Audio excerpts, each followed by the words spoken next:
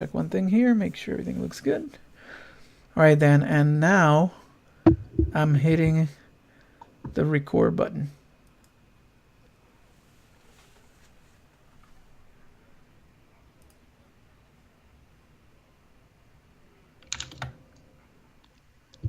Hail and well met, my fellow Hearthstone players, and welcome to HearthCoach, the podcast that can help you be legendary.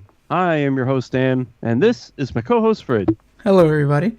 He is a player of Legend Ranked, and I have convinced him to coach me and recorded a podcast for him and put it out there so as to hopefully help some more of you make it to Legend also.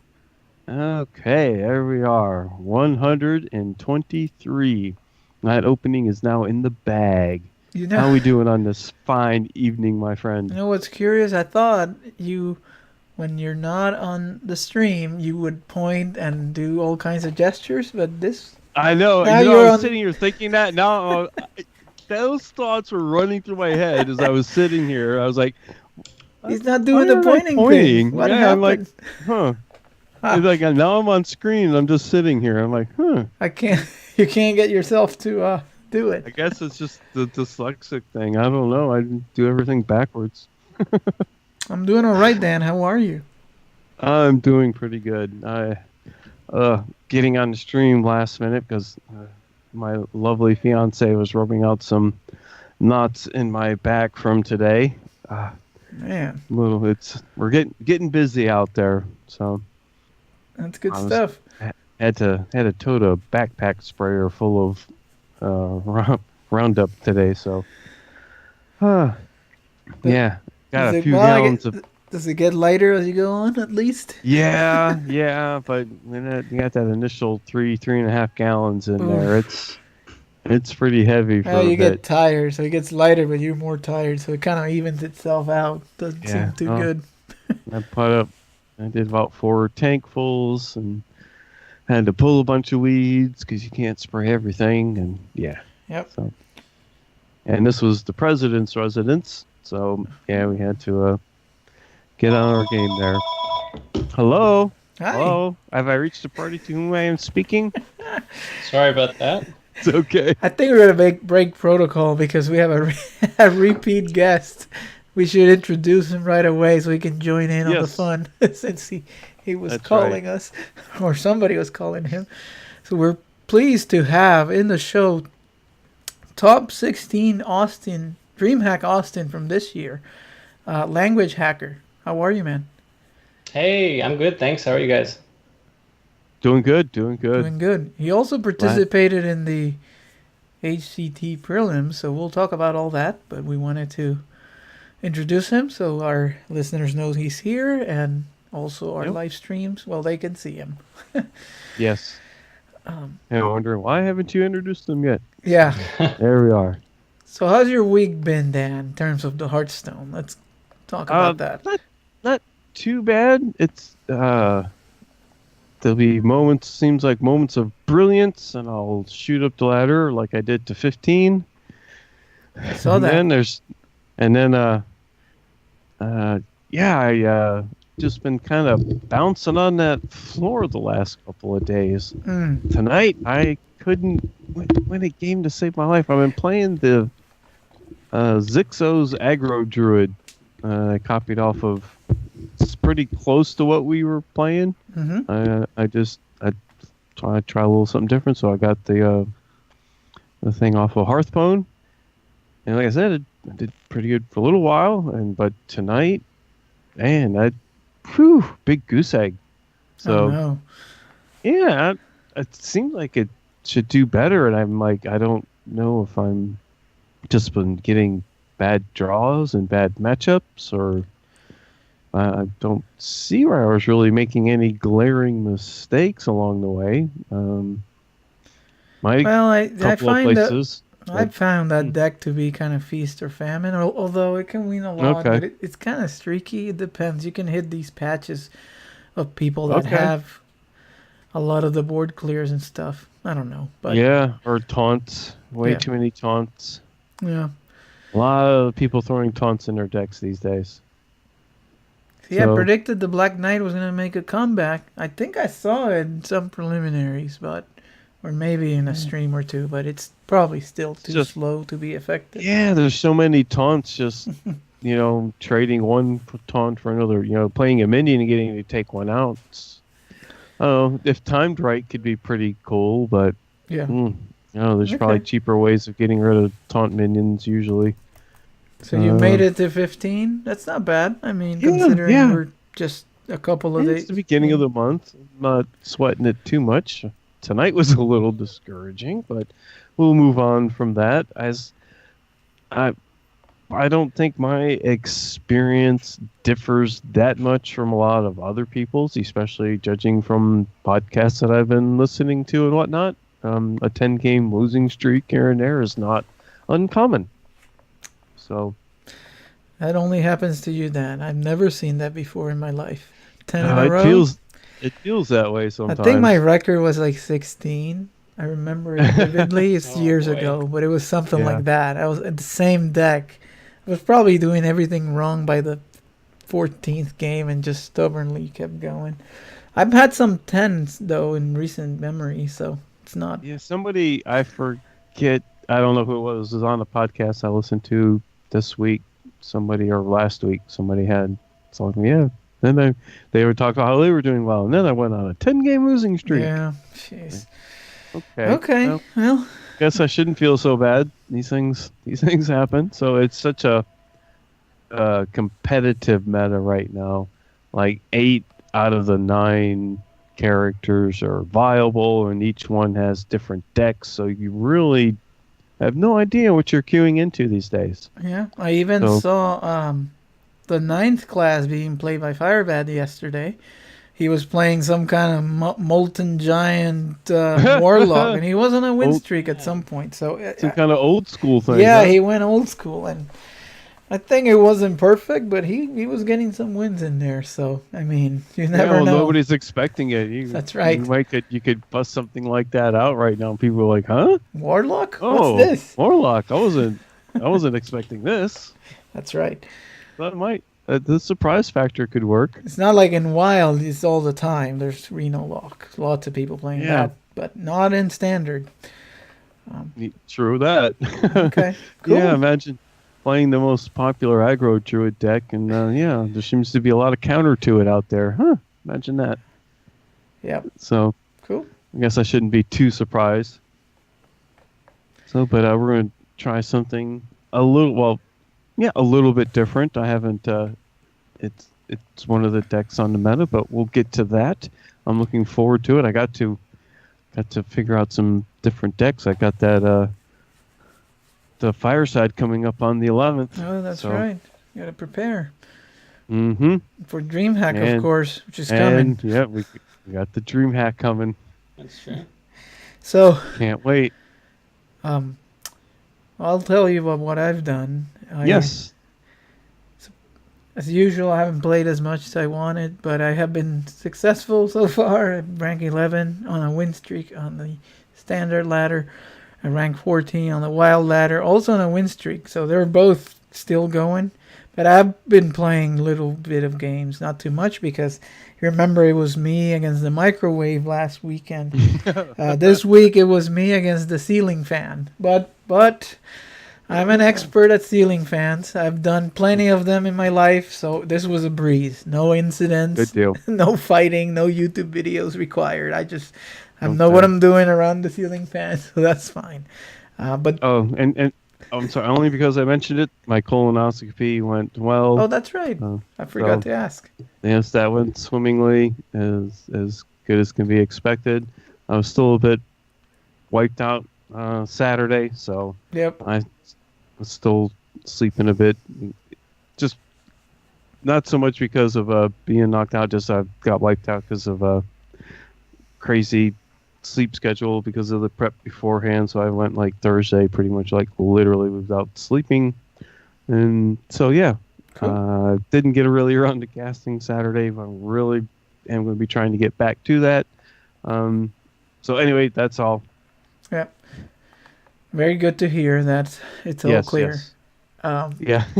So then, as it relates to what I've been playing, in WoW, I've been playing the same deck I used a lot last time, which is some kind of paladin with a bunch of dudes and buffs.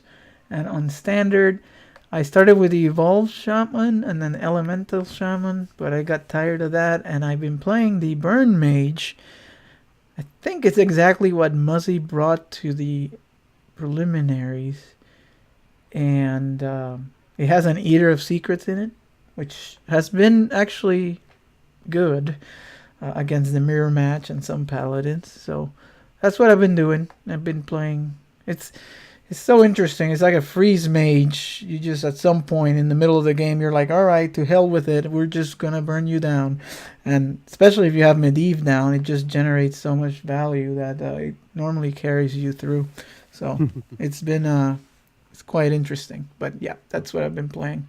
Yeah, on my last game that I played tonight, I played against the Shaman, and I played the thing turned your mana into minions.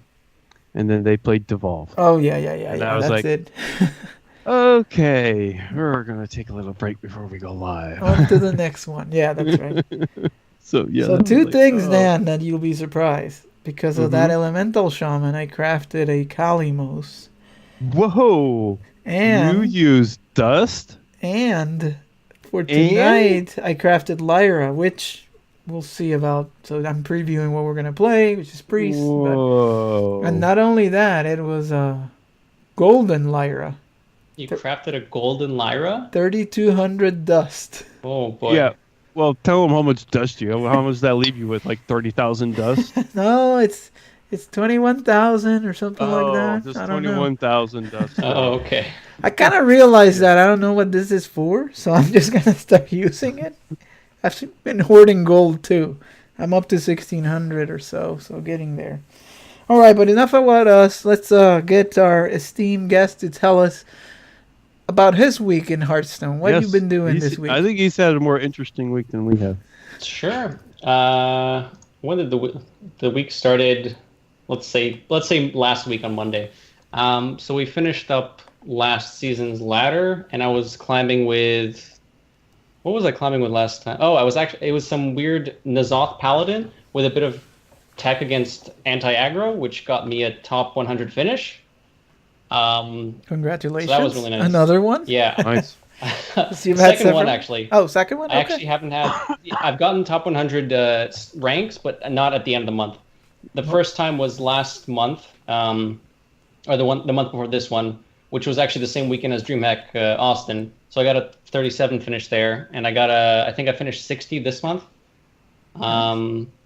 which is nice. Like I've been able to see my progress over the however many years I've been playing, but this having actual finishes is definitely a relief. Yeah. Yeah, proof of concept, as it were. Exactly. Yeah. Yeah. Let me jump in with a quick thing here, and that is that I was gonna try the wild.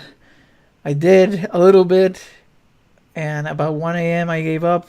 I made it about 2:10, something like that. And then went on a bit of a losing streak and decided, you know what, it's too late. I'm tired. So I called it a night. But I know that you were still out there. So I'm glad to see that you went, you continued the success. Because you went on a bit of a run all of a sudden. You started, it wasn't a top 100. You were outside of that. No, I was like 400, yeah. I think, at the start of the night. Then we managed to make a final push in the last hour. When I got, I wavered at 80 or something, and at that point I tried to do Wild as well. I had also hit Legend in Wild for the first time this past month.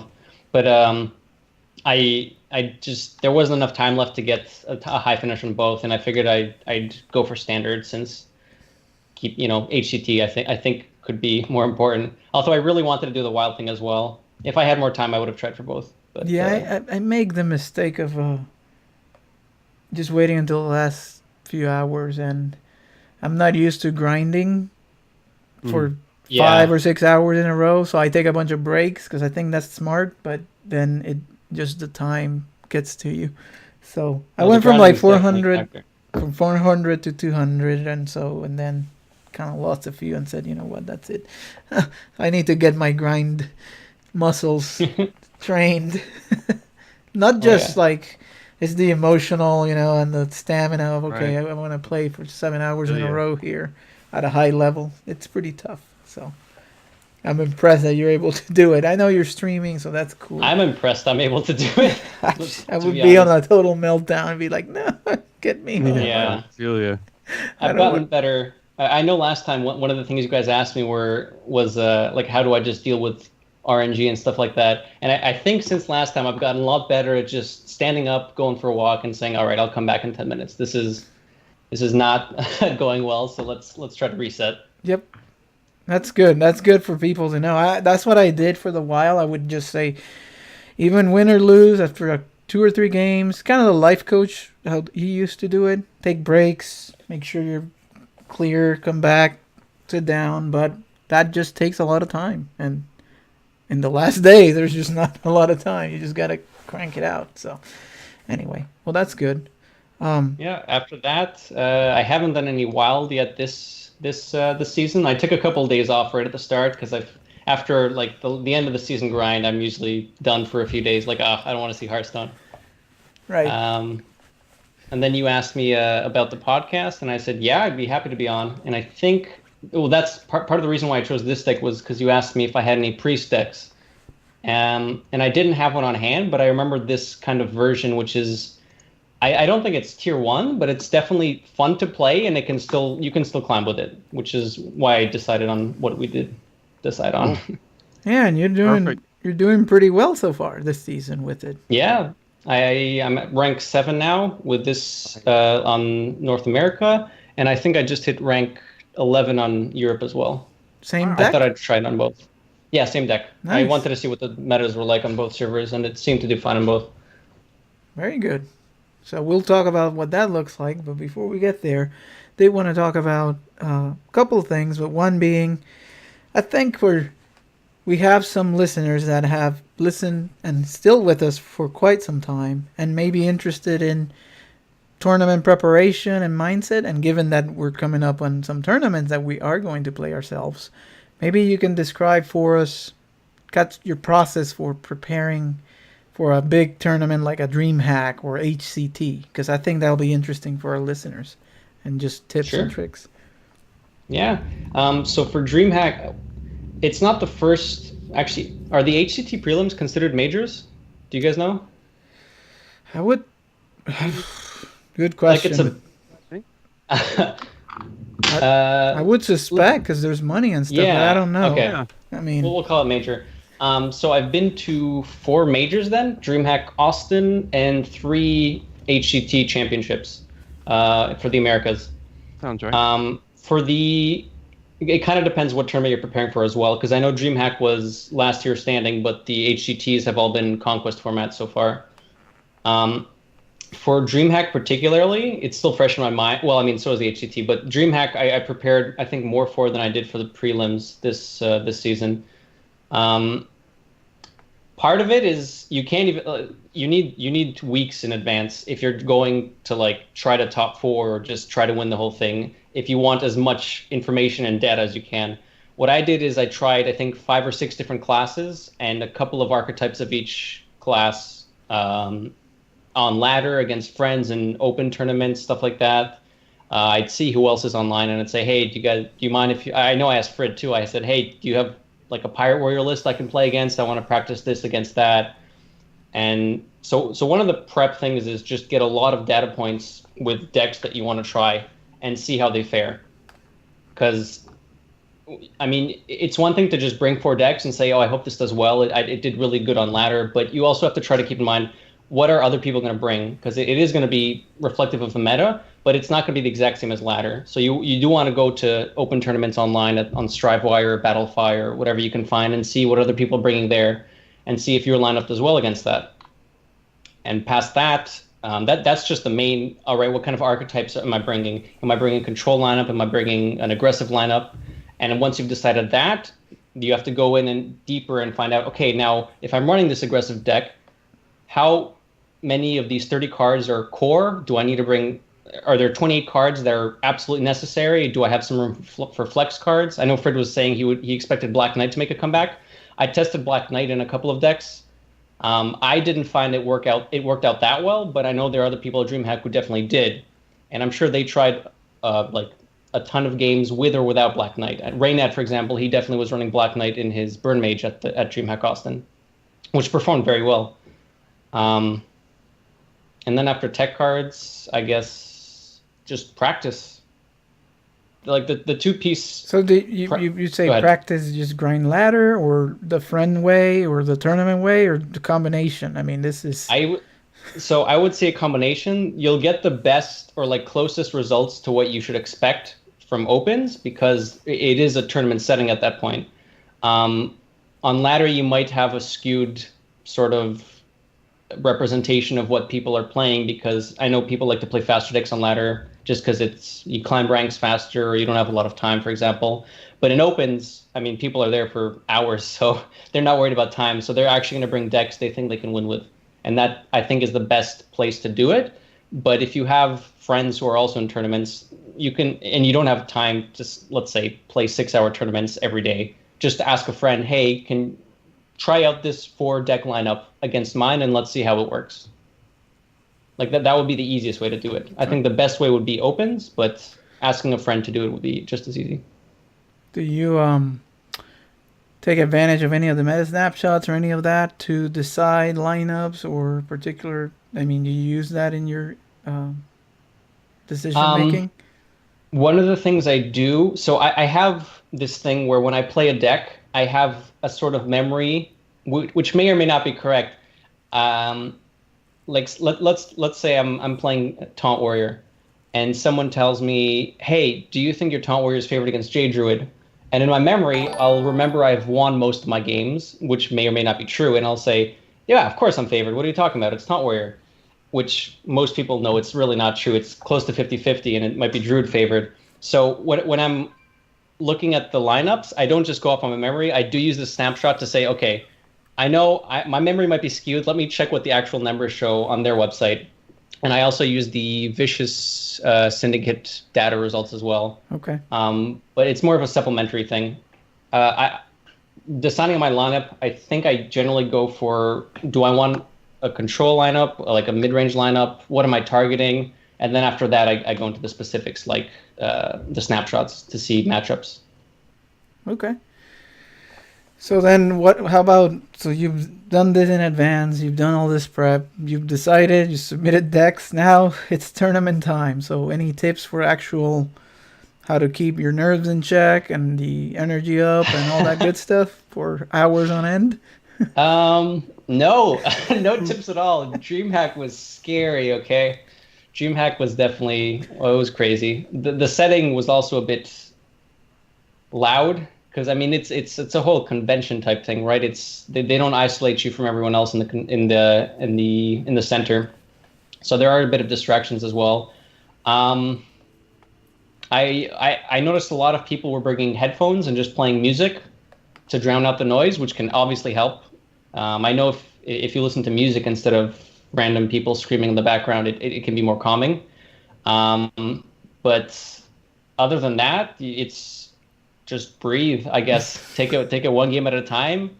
One of the most important things definitely in a tournament setting is to not tilt.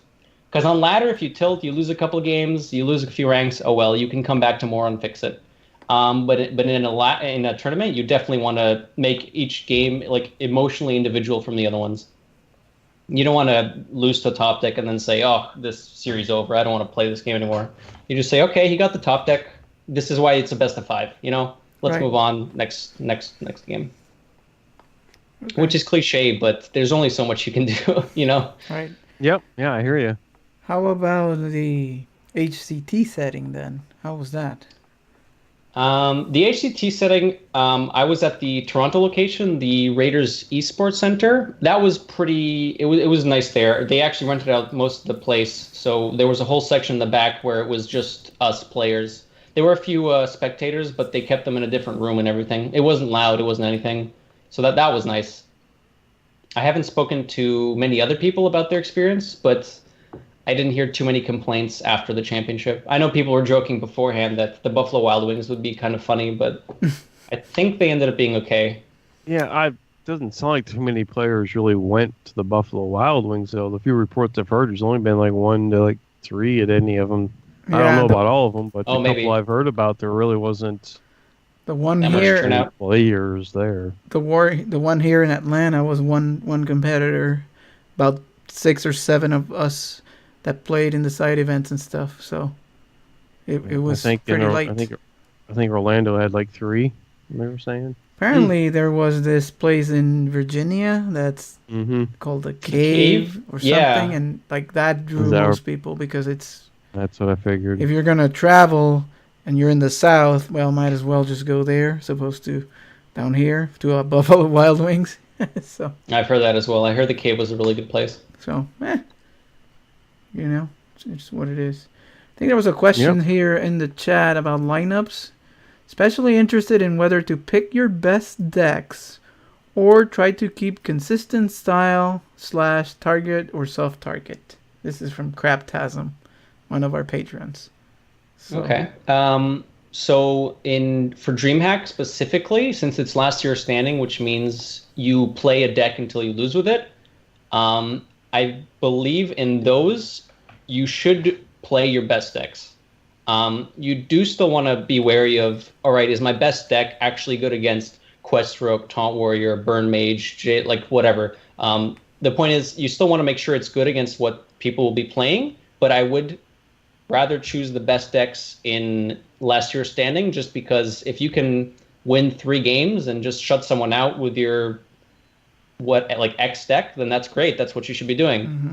In Conquest, it might be a bit different because if you have trouble with a specific deck, you can't win with it, then you can't win the set. In last year's standing, if you lose with a deck because it's your best deck, but maybe it just didn't do well against their lineup, that's fine because you have 2 or 3 other decks to play with. But in Conquest, you'll need a win with that deck. So I think in Conquest, it's more important to go for a specific style or targeting a deck. Got it. That's good to know. Makes sense. Okay. Well, anything else on tournaments that you may want to share? Any special tips? We're looking for secrets, nuggets of wisdom. High roll, I guess. Yeah. That's right. For lineups, I know I mentioned you can try them out in opens, but seriously, even if you get knocked down round 1 or round 2, just queue up for opens. If you have a spare hour or 2, even if you can't make it all the way to the finals, just in terms of time or whatever, and you'll have to drop out after 2 rounds, just try them. Honestly, maybe it seems a bit scary to some people, but that's the best way you can get experience. It also tells you, it gives you an idea of how to ban as well. I mean, there are guides online for or you can ask people, hey, what do you think I should ban with this lineup? And people will tell you different things. But the best way to figure out what to ban is to play someone, ban a class, and see if it works out. And then do it again and see if it works out again. And if not, change up your ban, see what you're good or bad against on paper or how you actually perform against certain decks. There's a lot of testing to be done, and the best way to do it is in an open tournament setting. Very good. Yeah, I mean, there's no substitution for actually going through and experiencing bringing a lineup, the bans, the order in which you queue up, all that stuff, than by actually doing it in real life. So it's good experience. Yep. All right. So there was one other thing I wanted to talk about, and that is with this new patch, there was a few features, including the deck copying that we just tested, and it worked. And yeah, worked nice. They also did the thing where they show you now the number of rank wins beyond the 500. And I was positive that my number 1 class was going to be Warlock. And to my surprise, I'm showing here on the stream what my actual top class was. And it's what I knew all along. Face is the place. Hunter for the win. 2008 rank wins with Rexar. I have forgotten that my top 50 finish was, I believe, with the Undertaker Hunter that was popular back in those days, 2015. So those were dark times. And then there was a lot of Face Hunter at some point. So, shamefully enough, 2,000 Hunter wins Warlock was my second with 1675. So, in terms of the least played, it was no surprise, and it was Priest. I had 600 exact wins. So I did the Golden and then a few more just when Dragons, it comes and goes. We try it and then we abandon it. So I wanted to know, Languagehacker, what about you? What's anything surprising out of these numbers? So I'll start off with my lowest 3. My Hunter is 594. Polar opposite. Yeah, well, and the reason it was... So I have online Golden classes. The Hunter I got... Actually, it was one of the last ones I got. I used it a lot in the Undertaker meta as well, but I was on the other end, though. So I did play Undertaker Hunter to just go along with everyone else, but I also played a bunch of control decks to try to counter it. So you'll see that my control classes are much higher. Gotcha. And because of that, yeah, my Warrior is at 1675. My Priest is at 1211. And my Warlock with Reno was Reno there at that point, actually, during Undertaker Hunter? No. Might not have been. Anyways, the first competitive deck I tried was Zoo when I first started playing, which is why Warlock is at 1425. Yeah, that's why that was me. That's why I thought I would be, because I play a lot of Zoo. The first deck I hit Legend with, or the first class, was Druid. And this was before like Force of Nature, Savage Roar. This was just old school, ramp up your mana, play big dudes, and taunt up. So my Druid's at 1558. Wow. I mean, combo probably helped that, but... Yeah. No, I have my fair share of Druid games, but and Paladin and Warrior. But yeah, I was surprised that Mage was kind of low at 783. So that was interesting. Well, how about you, Dan? I know you were just looking at this, but I think you should. What was your most? And I'm trying to let me see here. Let me see. My most, I do believe, is my Paladin. Yeah, I'm getting over there. Ooh, yeah, okay. Yeah. Paladin was 2036, and I haven't played any Paladin in quite some time. Wow. Let me see. My Goldens, I got 3 Goldens. The Quest, my Hunter, 910. And let me see. We got Golden Warlocks, 800. So, and everything just goes down from there. What do you think is the least? Rogue, probably? Oh, that's got to be Rogue. Yeah, 168 with Rogue. Yes. Got to work on that golden portrait. That's right. So yeah, I think I'm closer with the Druid, which is another reason I was disappointed that deck wasn't working, because I'm at 444 with my Druid. Yeah, you should go for it. Yes. Yeah, but I went on that incredible losing streak, and it just kind of broke my heart. I gotta find a deck that works. Another thing from the chat that I remember seeing is Fibonacci posted his just Warrior wins. He has 22,000 plus Warrior wins. So he has more than double of all of my wins ever. Only on North America. That's not even Europe. That's right. With one class. It's sick. So that's crazy. That's a lot of control Warrior. Now, I wanted to see, what is it? Jason Shao supposedly is a Warrior person too. I wonder if he ever posted his stats, but it'd be interesting to see. Anyway, just something curious out there that it was nice to see and kind of talk about. But I thought they would do maybe some other decorations for 1,000 wins or 2,000 wins, but I guess we just know how many we have, but no more goals. Baby steps, Yeah. All right. Well, with that, I think we should get into the deck of the week. That you prepared for us, and as always, we like our guest coaches to kind of take us through card by card for our listeners of what's in the deck and kind of the logic behind the cards and all that good stuff. So I'll let you take it away. Sure. So in a nutshell, this is Dragon Priest with a bit of a Divine Spirit Inner Fire package. So that the general game plan is you play it like Dragon Priest, generate cards, get board control, you have a few board clears. But the Divine Spirits and Inner Fires also help you just close out games sometimes. At some point, if you see those 3 cards in your hand and you say, all right, let's stop the value game, I'm just going to kill you this turn. But there is actually we'll start off with Inner Fire. We only have 1 Inner Fire copy in here. And the reason for that is I felt if we had 2 in there, we would have to take something else out that's just important. And this deck is already jam-packed with a lot of stuff because you need enough dragons for the dragon synergy. You still need board clears and utility spells. So it's hard to actually fit in 2 Inner Fires, 2 Divine Spirits, and so on. So I thought Inner Fire was the best one to cut just because when you're fighting for board early, Inner Fire doesn't help too much. But other cards like Divine Spirit definitely can because it makes your minions more durable. Second, we have 2 Northshire Clerics, which is a pretty big staple in any priest deck, especially with all the aggro we see on ladder, aggro druid.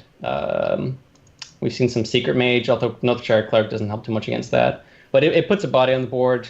It gets you card draw, which you need as well. And it can contest the early board. Next, we have 1 Potion of Madness. It's, again, just a really good card. If you have it in your opening hand against an aggressive deck, it's a very good swing card. It's also cheap to use with Lyra, which we have in the deck as well. We'll get to that later. And Inner Fire also works with Lyra too. So if you figure out you can't get the combo going, you can at least use these cards to cycle or generate more cards with Lyra. Next, we have 2 Powered Shields. Again, pretty staple card. Draw a card. Add 2 health to a minion. It works well with our game plan of Divine Spirit Inner Firing a minion. If you buff up the health before you double it, then the double adds more damage with the Inner Fire, so that's useful too. Next is just Divine Spirit. We have 2 Divine Spirits in here. As we just talked about, it helps you maintain maybe not early board control, but you can just slam it on a minion to make it harder to kill. You can use it for a damaging... you can use it together with Inner Fire for an OTK if you have a minion on the board. Same thing, cycles with Lyra. Next, we have 2 Netherspite Historians. We actually don't have that many dragons in the list. We have 6, I believe. So the Netherspite Historians are very useful to have early because if you have that single dragon in your hand early on, this can get you another one which activates the synergy between them.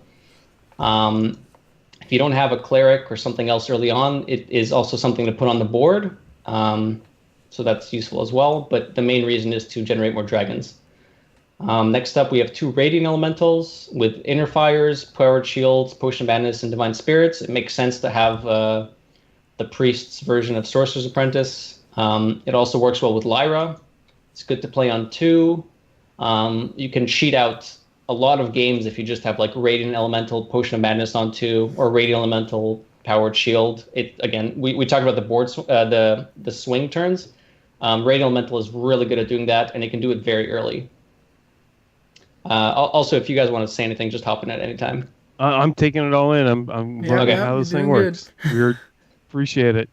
We talk constantly. We don't mind taking a little break sometimes. We have somebody that is very capable of doing a nice breakdown. I was gonna make the comment about the Sorcerer's Apprentice, but you didn't let me. I mean, it's you already had it. I'm sorry. And we don't have Lyra in this deck. Oh yeah, we'll mention that at the end. It is elemental too, so it's a little bit of power creep for priest there. Better stat for them because it's a 2/3 instead of a 3/2, and an elemental on top of it. So anyway, keep going. After that, we've got our 2 Shadow Visions. Same thing, works well with the elementals, works well with Lyra. And the important thing about Shadow Visions, which I've seen a lot of people talk about, with Ungoro, Shadow Visions just makes priest a lot more consistent. I know everyone was used to running 2 pains, 2 deaths, and stuff like that, and you'd always be he has these small minions, but I have 2 deaths in my hand. Or, he has these big minions, and I have just Shadow or Pains in my hand. Well, Shadow Visions is really good at just finding you what you need from your deck. It's good for removal if you need to look for a pain, a death, a Dragonfire potion. You can also use it, which we'll see later today, that you can use it to find Divine Spirit or Inner Fire combo pieces. So if you're at a point where you have board and you have Shadow Visions and some mana, and you say, hey, let's see if we can just find the Divine Spirit, that works too. It's just a really flexible card. Yeah, and that was one thing. I was watching you maybe yesterday or the day before playing this list, and I didn't even come to my mind, but you do the math and you're like, all right, I have a 4/10 and 2 Divine Spirits. If I Shadow Visions the Inner Fire, this game ends right here because I can hit for 30, or 40 or whatever it is. So you can be counting on that as all right, let's just end this right here if we can. I think the one I was watching, you did not hit it because Inner Fire was your last card or something like that. But it was the last card in the deck. Yeah, so it's okay. It happens. But anyway, that's something to think about when because with Priest you're normally just, I'm going to sit back, I have time. But in here you could find a win condition and end the game on the spot. So yeah. Yep. And this card is the reason why we only run 1 Inner Fire, because Shadow Visions can turn into an Inner Fire.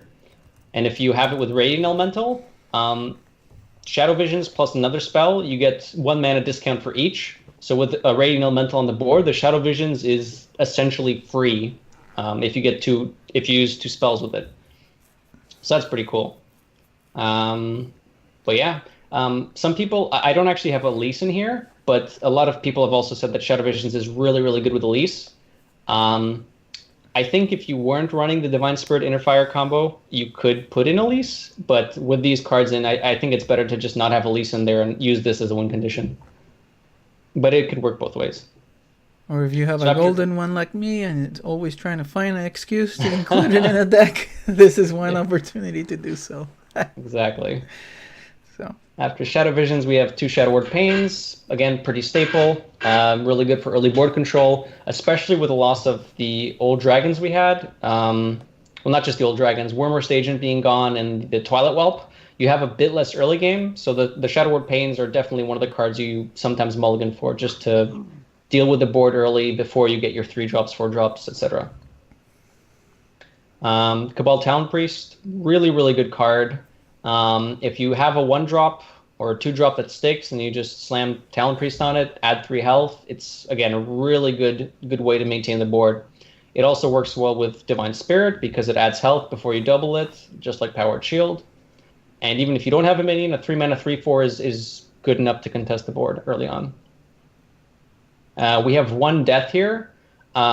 This is just from my personal experience. I haven't seen enough late game decks on ladder that I need 2 Shadow Word deaths.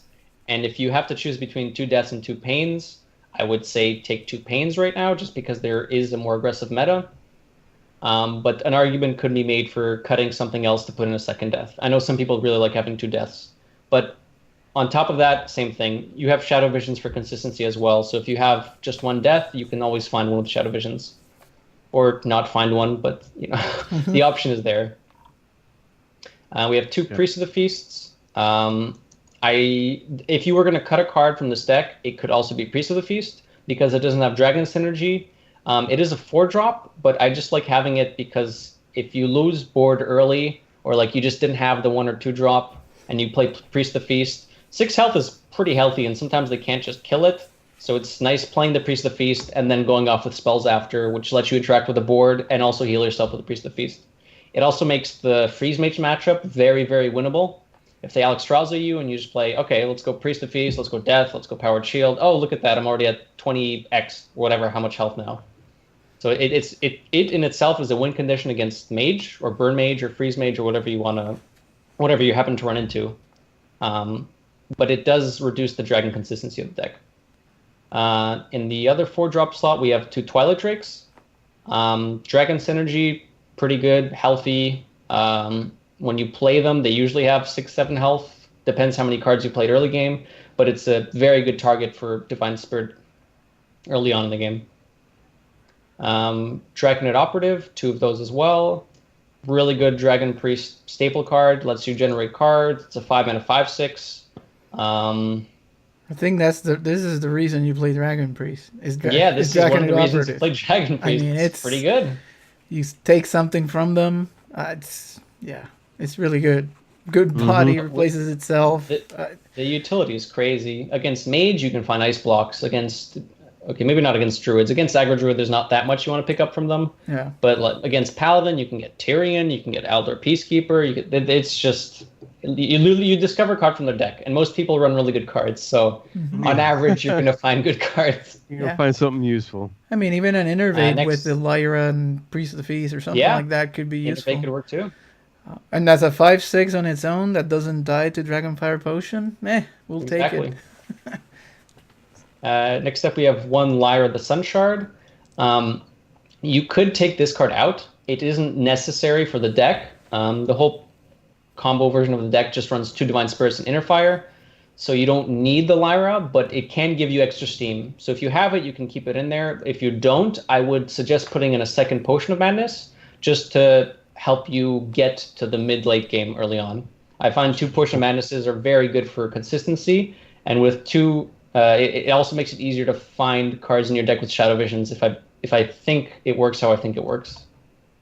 Cool. Yeah, because that's the version we have here tonight. Yeah, and that's what we did. We took out the Lyra, and we have a second Potion of Madness, but that's the option. It's kind of the Potion of Madness is like the 31st card that if you could fit it in, you would. But if you don't have Lyra, then it's cheaper because that's the only legendary, right? The rest of the stuff is pretty. So without Lyra, the rest of the deck would be. I mean, there's some epics and rares, but there would be no other legendaries, which makes the deck relatively affordable. Yep.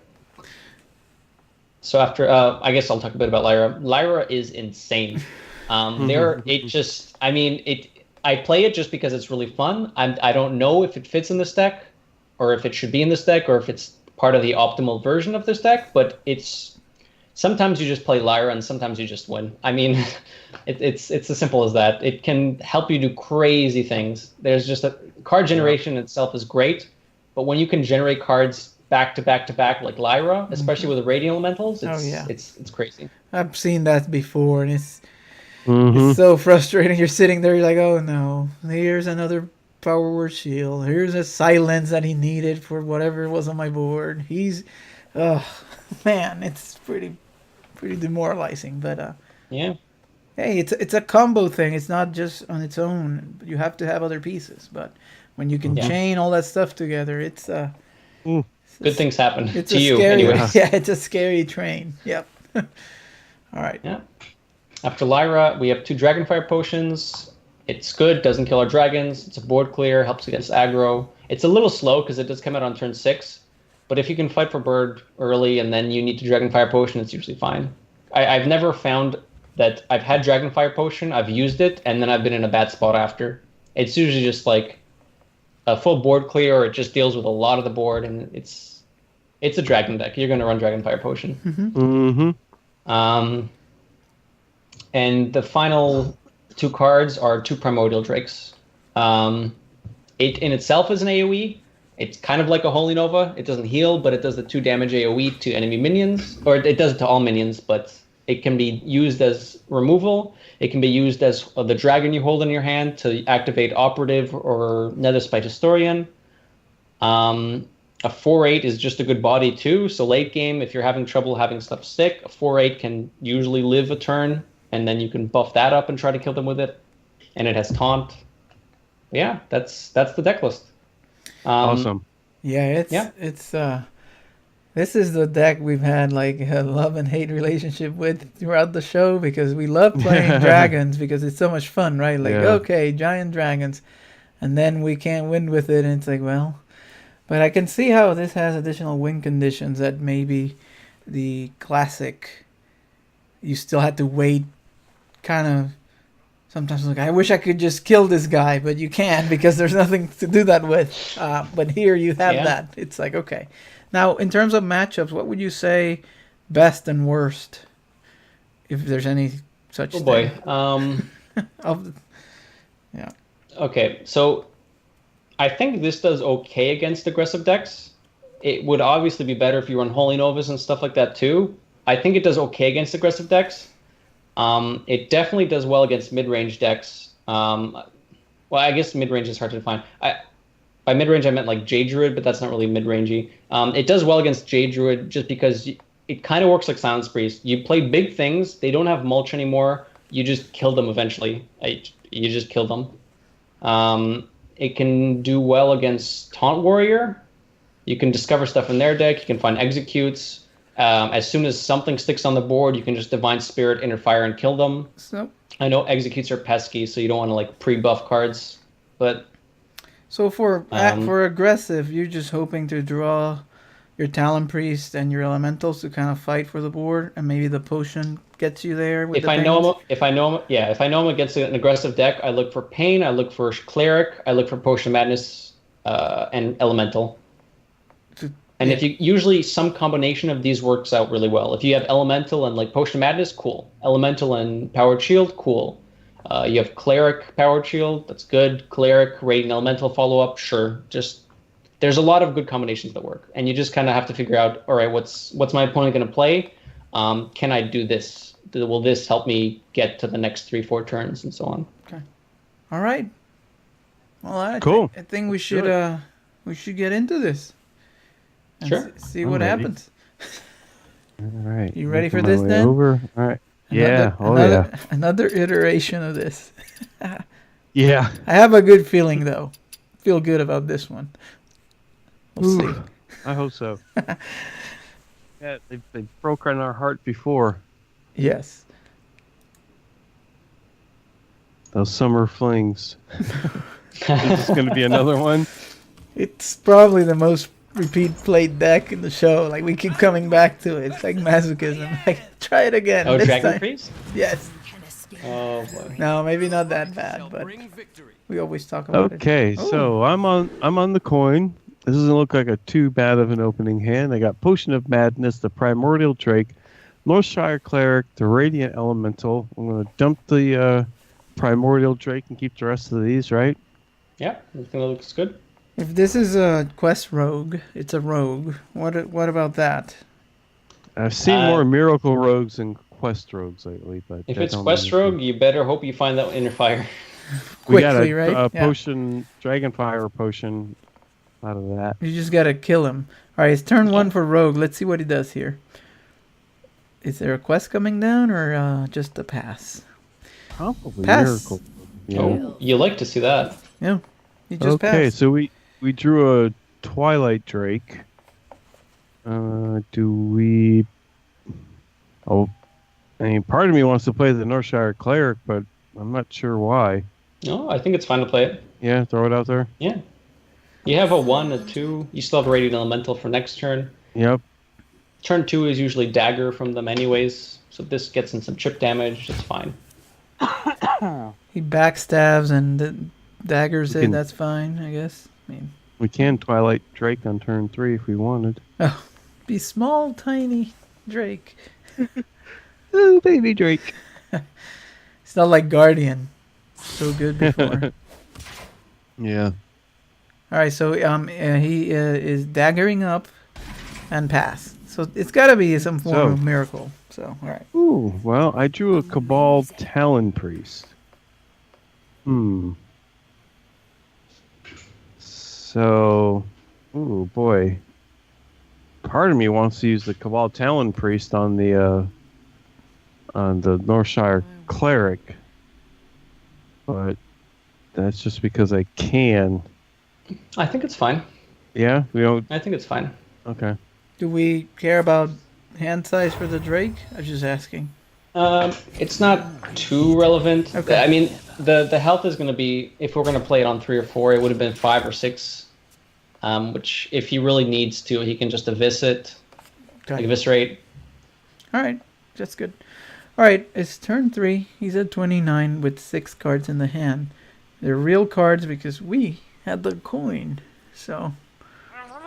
There's a Cold Light Oracle, so this may be some form of mill rogue or something weird. What did you get out of that, Dan? Okay, I got an Inner Fire and another Spite Historian that will go well with this Twilight Drake in my hand. I gotta tell you, I wasn't expecting that. Yeah, I don't think either one of us was. No, when you're okay, down here at rank 15, there's no telling what we might come across. Yeah. Okay, he's thinking about what to do next here. The rope's coming down. There's no mana left. He might have Shadow Step. It could like a prep. Yeah. Backstab doesn't make any sense, so maybe it's a prep or something, or maybe he just forgot. Or they not sure what they're doing. All right, the rope. Yeah, we got the rope all the way. Good. All right. I like it. I draw another Twilight Drake, so we go ahead and throw out the Nether Spite. I would actually prefer trade Talon Priest heal. Yeah, just draw another card. Yep. You have the one inner fire already. Yeah. I like that. Keep stuff healthy. Fill your hand up. I get a Radiant Elemental out of that. We clear the board. Now in my hand, I got 2 Radiant Elementals, 2 Twilight Drakes, Dragonfire Potion, Potion of Madness, another Spite Historian, and an Inner Fire. I believe that'll be it for my turn. Got the 2 pair then. Yeah, 2 pair. Let's see, is this guy leave or he's just messing? Yeah, it looks like he's still here. The 2 pair. Hope for a full house. 28 health, 8 cards, a full dagger, nothing on the board. Alright, he's playing something from the middle of the deck, pointing it at the face. It's a Shadow Strike. It's a sap on the cleric. Okay. Seems good for us. Puts us at 9 cards. There's a Deadly Poison. Well, that's a card you don't see.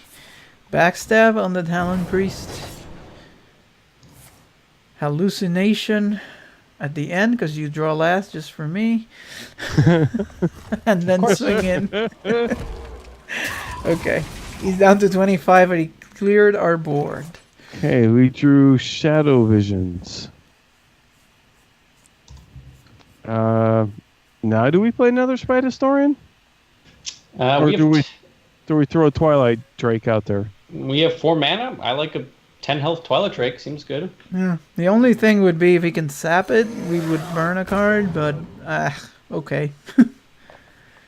Right? He used 1 sap, so... Well, that's the thinking. He's used 1 sap, so I think it's fine to try to go for the big minion here instead of putting down 2 smaller ones. Yeah. I mean, with a Divine Spirit, we're getting very close here. Yeah. Because this is a 4/10. If you draw Divine Spirit, I think you have guaranteed lethal. With 2 Radiant Elementals, you can do a lot of funny stuff because your spells are 2 mana cheaper. Shadow Visions into Shadow Visions into... Okay, so he plays from the Hallucination a Shifting Shade. That's the 4/3 that when it dies, it gives you a card from your class. And we draw a Primordial Drake. Is this, do we... Well, I keep wanting to Nether Spite Historian, but let me see. Is this a... Do we dump our Radiant Elementals out now and do a Shadow Visions? Or so if we went with Radiant Elementals, let's say we do get Divine Spirit, the most we can do is 20 damage and he's at 25. You usually don't want to use all your buff cards if you don't kill them, because if they have Sap or Assassinate or Vile Spine Slayer, then the minion's gone. Right. And the buff is gone. I think it's fine to just play another big Drake. He couldn't answer the first one, so giving him a second one is even worse for him, right? Yep. I would actually hit him in the face here, too. Oh, yeah? Just set it up? Yeah. Okay. I like it. Do we... Yeah, and I guess we just hold no reason to throw that cleric out there. Yeah, no. I don't think you need to play the cleric. I guess the only thing is some kind of vanish or some weird thing, but we'll see. You can't play around everything, Fred. I'm just throwing it out there. It's definitely possible. All right, he's pointing at the Drake. It's a Shadow Strike on the first one we played. That does 5. Then he swings in with the Shifting Shade. That does another 4, but it's still around. Do you have a Fan of Knives to finish it off? Nope, he's going to swing with the face. So if he doesn't taunt or heal for more than 3, he concedes. He knew. He knew. He knew what was coming. He's watching the stream. No, he's not. Not likely. So I'm guessing our opponent just had that bad of a draw. I don't know. Unfortunate. Or I don't know. But I'll take it. Yeah. So just for us, the next turn would have been Radiant Elemental, and then use our 1 Shadow Visions to try to find the the Divine Spirit, which buffs our 410 to a 420. Then we use our Inner Fire, it becomes a 20/20, and he was at 19 health, so that would have just been lethal if we found it. If we didn't, oh well, we'd still go for another game plan. Okay, so I'm going first. We get Priest of the Feast, Shadow Word Pain, and Radiant Elemental. Pretty sure we don't want this Priest of the Feast yet. We're playing against a Druid. So I'm thinking we keep these other 2 cards. Yeah, I think that's fine. So the Pain here is good against like Jade Behemoth and what else? Like Jade Spirit. We get a Potion of Madness, which is not bad against our Druid friend here, probably. But we get a Divine Spirit. So Divine Spirit, Potion of Madness, Shadow Word Pain, Radiant Elemental in my hand, and that'll be my turn.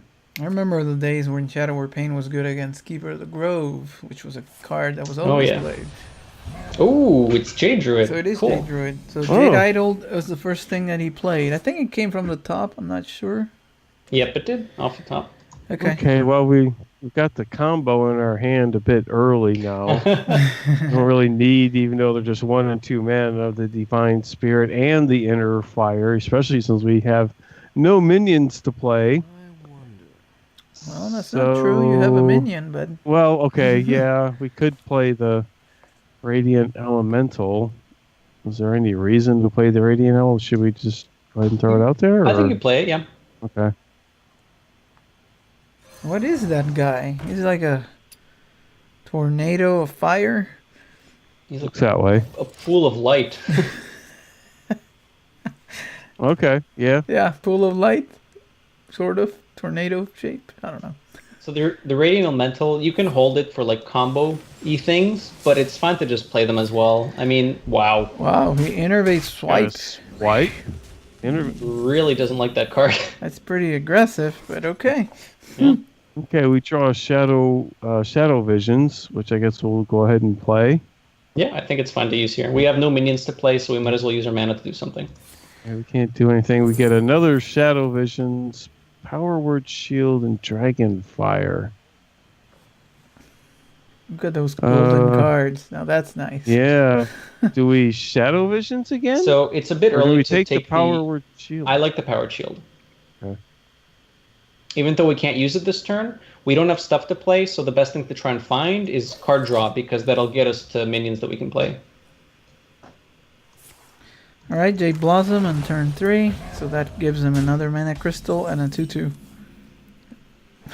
And we draw another Spite Historian, but we're not holding any dragons. I would actually still play her. Yep, just throw her out there anyway. Yep, and I would Powered Shield too. Yeah. Okay. Start drawing. Power Word Shield. Trying to get a card. We get an Earthshire Cleric out of the dealio. I think we hold the Cleric. Yeah, because they can take out the Cleric. Potion of Madness. We don't do that, do we? No, I don't think so. We're not under a lot of pressure. We can wait for a better time to use it. Okay, so in my hand we have Northshire Cleric, Inner Fire, Divine Spirit, Potion of Madness, and a Shadow Word Pain. Alright, he's going into 5 mana, turn 4. He still has the coin, I believe. He hasn't used it. At least the Trailblazer comes in. He gets his pack shuffled in. And he goes face with the 2/2 and hits the Historian for 1 with the 1/1. Okay. And we draw Cabal Talon Priest. So,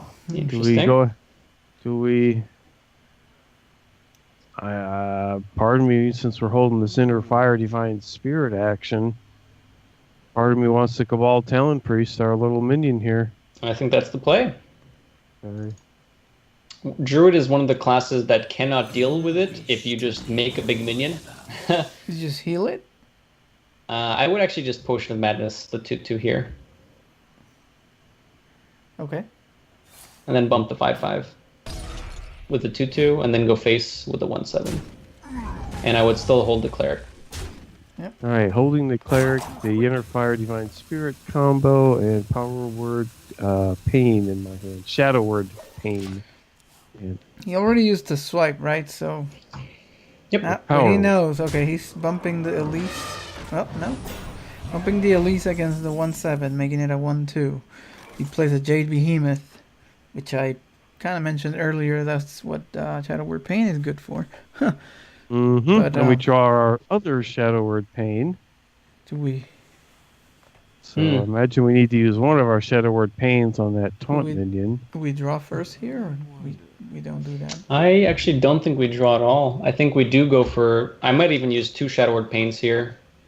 Okay. Okay. And then trade away the Talon Priest and heal up the Historian. Okay. He's invested a lot on the Historian, so now that we've cleared his board and healed our Historian up, hopefully next turn we can heal up a bit more and then try to make it big.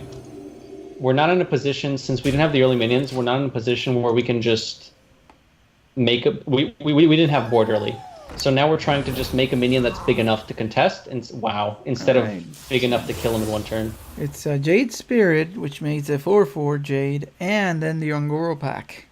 Full 5 cards. Okay. Alright. Draw Twilight Drake. Huh. So here I would start off with Northshire Cleric and heal our minion. We probably have to just make her big right now. But we draw first to see what's going on. Alright, Priest of the Feast. This is where I would just make a big Historian. Make her big? Yeah. It feels bad because it's not like a 30-30, but we've been struggling a little bit, so we need to make sure we stick on board. Are we making her a 12/12? Yep, it's good enough. And is it going Go face? Dome? I would kill the 4/4 actually. Okay. This is what we do. I got a Priest of the Feast and a Twilight Drake in my hand. What's his answer? Like Wrath, Swipe, Feral Rage, Spellbreaker. He That is Silence. Spellbreaker. Oh. Okay, well, against the traditional Jade Druid list, we don't really ever lose, but against a Druid that runs Spellbreaker, sometimes we lose. That's pretty special there. Okay, we draw a Dragonfire Potion. Do we use it? I don't think we do. The board isn't super threatening. We do want to clear the board at some point, but I don't think we can afford to clear it right now. I think we should just play Priest of the Feast and heal ourselves, or we can pass. But I think Priest of the Feast is fine. All right, we play Priest of the Feast. We heal ourselves, and just, I guess, attack for a point. Just go for this. Job's done. Our hand size is small enough that the Twilight Drake isn't going to be that big of a threat, so we're going to hold it to see if we can find another Historian or the Draconid Operative. Right, and just to mention, he played a King Mosh. He could have done a lot more damage because it kills damage minions, but I don't know, he opted not to. It appears so. He cleared his... Let me see. He killed one of his own and then traded the Spellbreaker into the Priest of the Feast after the Mosh came down, so it's a little bit of a ordering mishap there, but okay. We drew Shadow Vision, so should we just use it? Yep, I think we start off with that. Find the death? Yeah. That's the plan.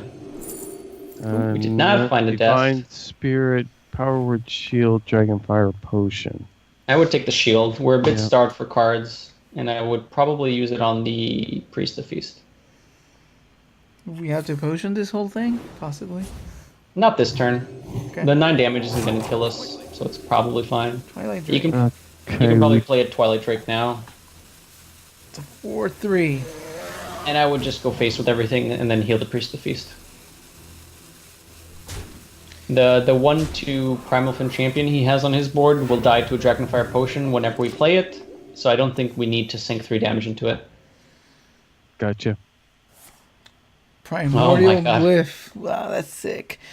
He's going to get a buff card. He's going to buff the Primal Fin Champion.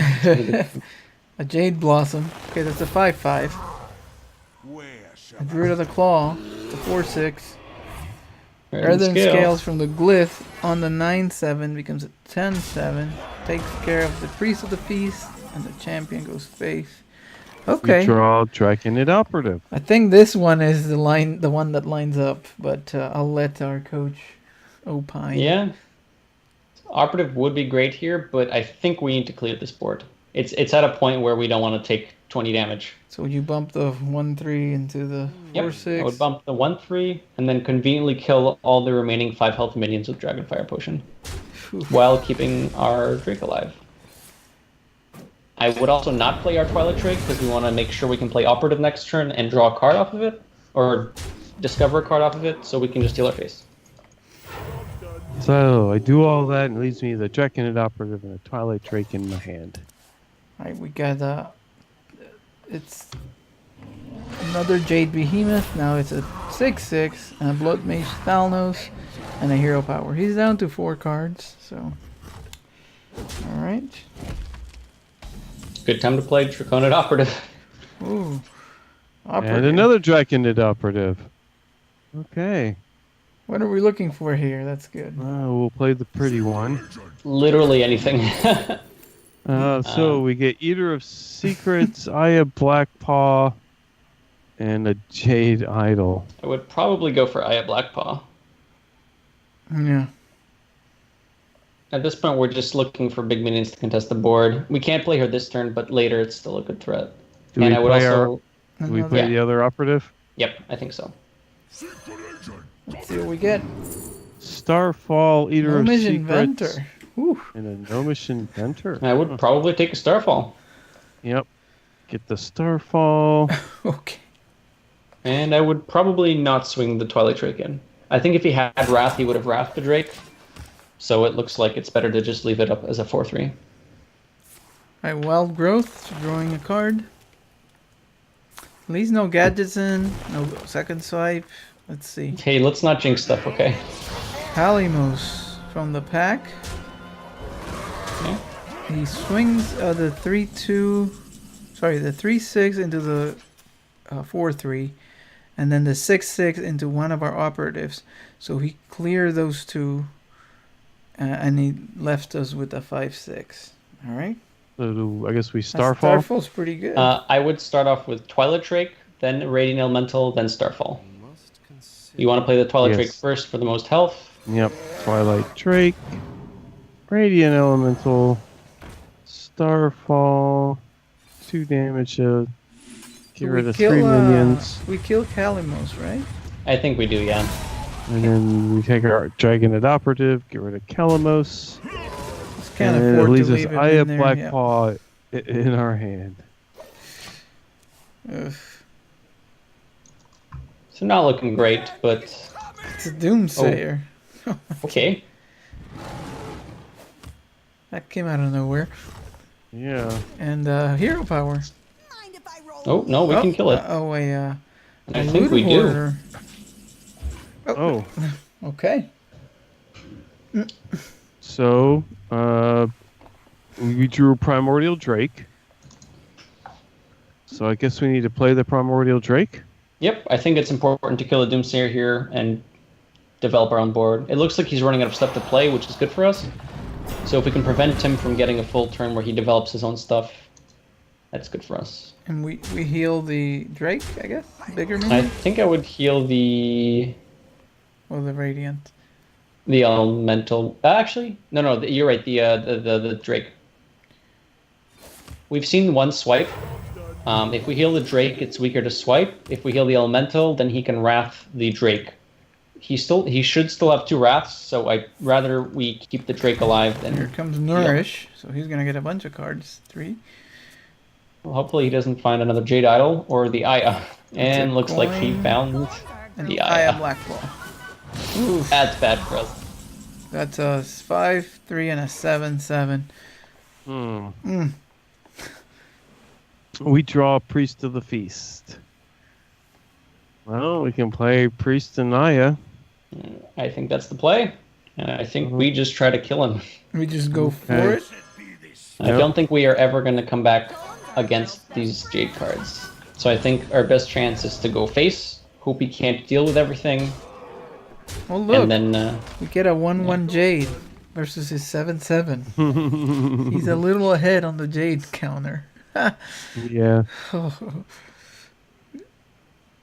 Let's see what this is. Fandral. That's scary. Oh, lovely. Jade Idol. He probably has second nourish too. No, he didn't have the nourish. Feral he does have a Rage. wrath. Naturalize. Oh my goodness. Interesting. He's got all kinds of stuff. Potion of Did not expect that one. We get Potion of Madness and Power Word Shield out He of that. trades the Aya into the Drake. He trades the one of the Jade Golems into the Feast of the Feast. Oh boy. What a mess. And we draw Primordial Drake, which is gonna.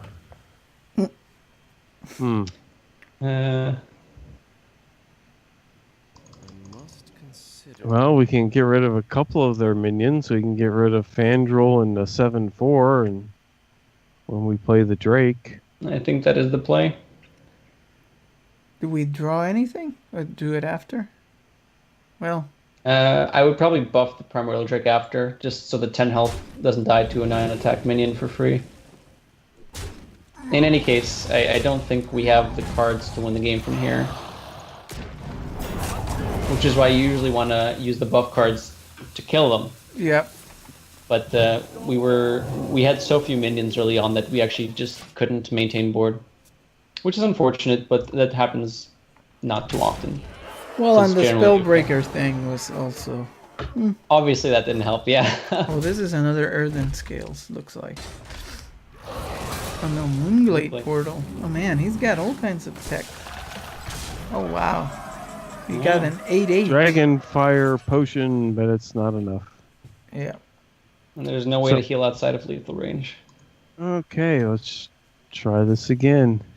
You got a... One more time. What's the name of that card? Frost something? The 8/8 for 6 that gets frozen when you attack? Frozen Crusher. Frozen Crushers. That's what he got out of the Moonglade. Moonglade. Okay, well... Unlucky. Yep. Spellbreaker really was something. Yeah. Mm-hmm. Yeah. Was not expecting that. Yeah, we needed the little historian that could to do a lot more. Okay. So we get 2 Priests of the Feast and the Cabal Talon Priest. Do we keep the Cabal Talon Priest? I think we can keep the Town Priest. I think that's fine. Alright, yeah, we're throwing back the 2 Priests of the Feast. And we get a Potion of Madness and a Shadow Word Pain, which isn't awful to have in the beginning. And a Netherspite Historian, so... He's just wanting to be part of this all the time. Yeah. Yeah? If we had a dragon in our hand right now, it wouldn't be so bad. Excuse me. So we draw a Power Word Shield. Wow. So do we throw out the Netherspite Historian? So here I don't think we need to throw it out for tempo. Okay. I think against Shaman you will want some more value. I don't think... And the 1/3 won't contest that much. Yeah, so he totems and he gets the Stone Claw, which is the Ton Totem. We draw another Cabal Talon Priest. So we're going to throw one of these guys out there. Yep. Seems fine. Turn 3. Drop a Cabal Talon Priest. So I have another Cabal Talon Priest, Power Word Shield, another Spite Historian, Shadow Word Pain, Potion of Madness in my hand. I hope he doesn't have my most unfavorite card of all. Let's see. Mana Tide? Or Coin Jade Lightning? Coin J Lightning. It's fine. Oh, there's the coin. Oh. Well, oh. Didn't expect to see that. Oh, baby. He's the faceless. The 4 mana 7/7. That's it's kindly known. Wow, Yes, so the it's coin, but Flame it wasn't Jade Lightning. It was something different.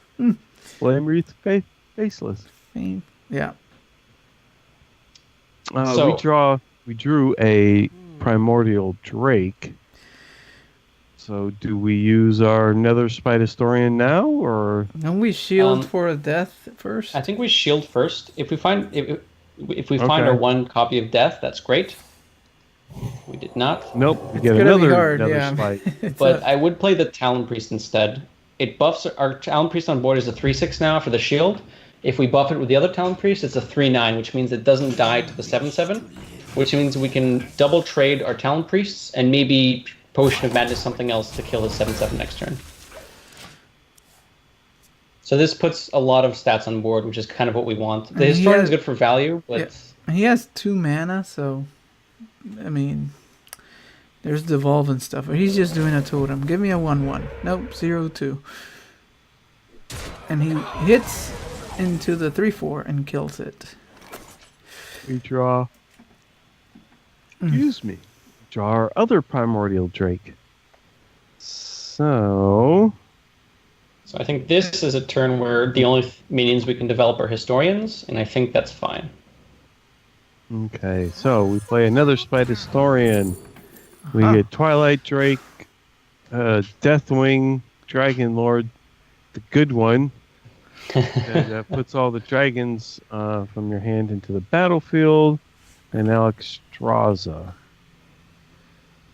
Next turn we have 6 mana and not a lot of stuff to play. I think the Twilight Drake would fit well for next turn. But if we had other stuff to play, we could consider taking one of the bigger dragons. Let's roll again. Do we go ahead and do the other Nether Spite then? Well, there's nothing to heal and there's nothing to Shadow Word Pain, so yeah, I think we just play Historian. Number 2. Draconid Operative? I think Operative is fine, yes. That's juicy. We had Primordial Drake and a Twilight Drake. We're going to take the Operative. And 3/9. I would kill the spell damage. Yeah, okay. Just because of Storm and stuff. If he had Devolve, he could have done it last turn to get rid of the 3/9, so I don't think he has Devolve. And it looks like he is wanting to trade on board, so I don't think we have to make that big trade for him.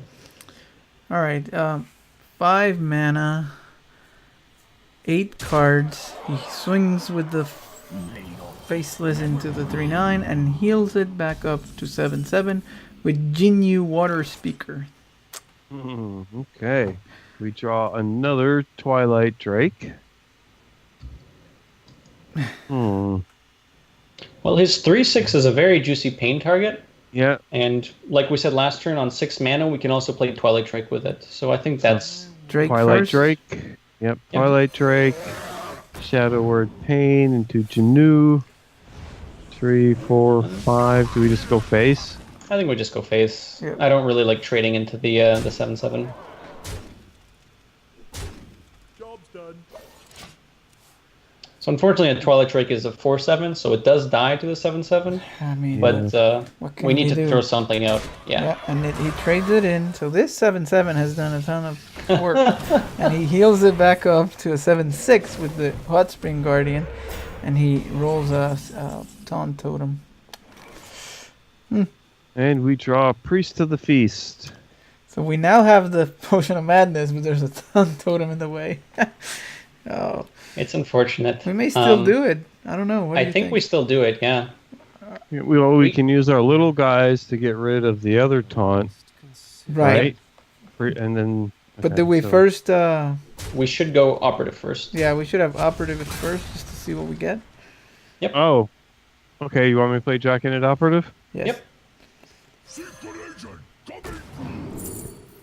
We get Flame Wreath, Hex. Flame Wreath Faceless, a Hex. Oh, do we want the Hex? I like the Hex. We can't play it this turn, but it's definitely good against his deck. And then we also have the Fire Plume Phoenix. Alright, so we Potion of Madness this and swing it in, right? Yep. To the 7/6. Yep. And so then we go face, or? Yeah, I think face is fine. With our 3/2. Okay. He's getting a lot of... Oh, go ahead. 2 Primordial Drakes, Twilight Drake, Priest of the Feast, and a Hex in our hand. The immortal 7/7 is still going. Yeah, he's been alive for 4 turns. He's healing Getting a lot of work done. He's healing it better than a priest. He is, yeah, that's true. I think he's going down, though, to the Operative, finally. Let's see. Oh, no. Hold him first. It's spell power. Oh no. That's scary. That could be bad. Storm? I think if he had Storm, he would just play it immediately after he saw the spell damage. That's what I would do. Hex? Oh, he goes for the Hex, and he hexes first. Thing from below. This is beautiful. We draw Divine Spirit.